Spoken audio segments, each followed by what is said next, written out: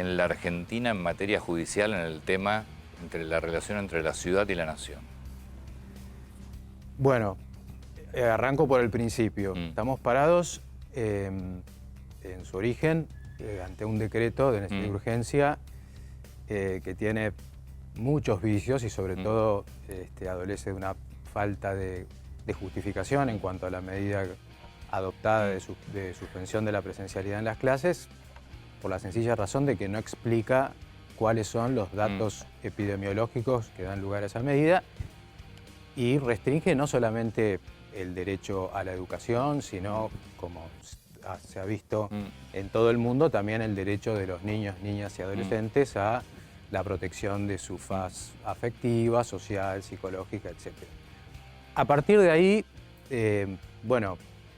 distintos actores, el gobierno de la Ciudad de Buenos Aires en primer lugar ante la Corte Suprema, tal como tiene el privilegio establecido en la Constitución, docentes de la Ciudad de Buenos Aires y también padres de alumnos inician acciones judiciales tendientes a que el decreto sea suspendido en sus efectos o eventualmente sea declarado inconstitucional.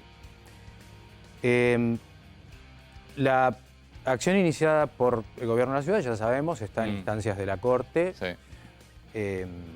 No sabemos qué va a hacer la Corte, ya sabemos que la Corte es un tribunal que no se expide de manera tan rápida. Me parece que deberíamos requerir cierta urgencia en esto, ¿no? Sí, por supuesto.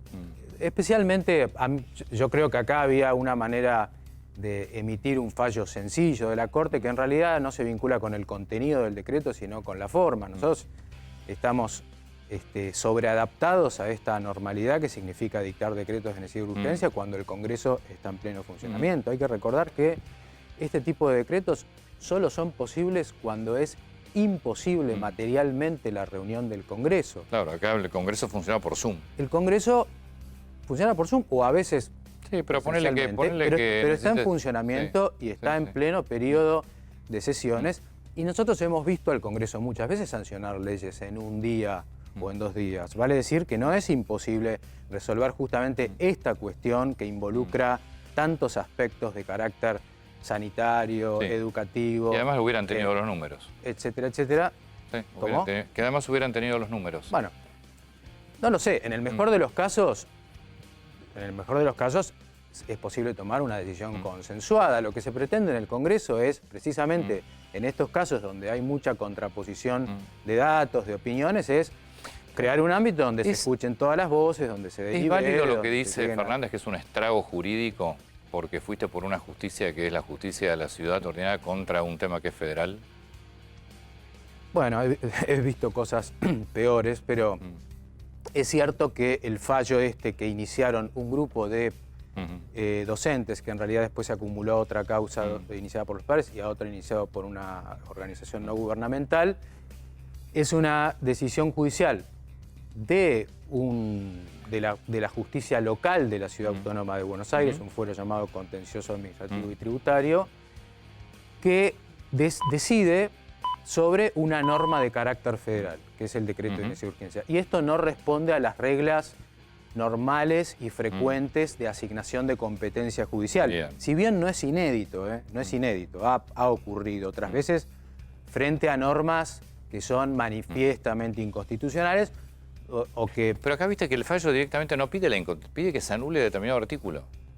O sea, no dice que sea inconstitucional. No, el fallo, digamos, la clave que tiene para que haya existido es que se tratan de acciones judiciales iniciadas contra el gobierno de la Ciudad de Buenos Aires, ¿sí?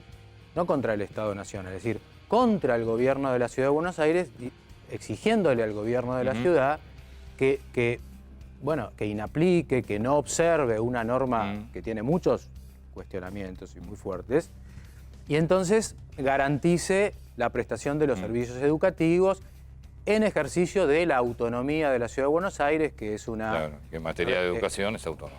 No, y no solamente en materia de educación, sino también en materia de salubridad, o sea, en materia sanitaria, tanto en lo que hace a la salud de los niños, y también en materia de control de de la pandemia, porque 7 días antes de dictarse este decreto de necesidad de urgencia 241, se había dictado otro decreto, 235, que establecía que precisamente las provincias y la Ciudad Autónoma de Buenos Aires podían regular este grifo de abrir o cerrar de hecho el presidente, la presencialidad. El presidente casi se lo reclama a los gobernadores para no pagar el costo político.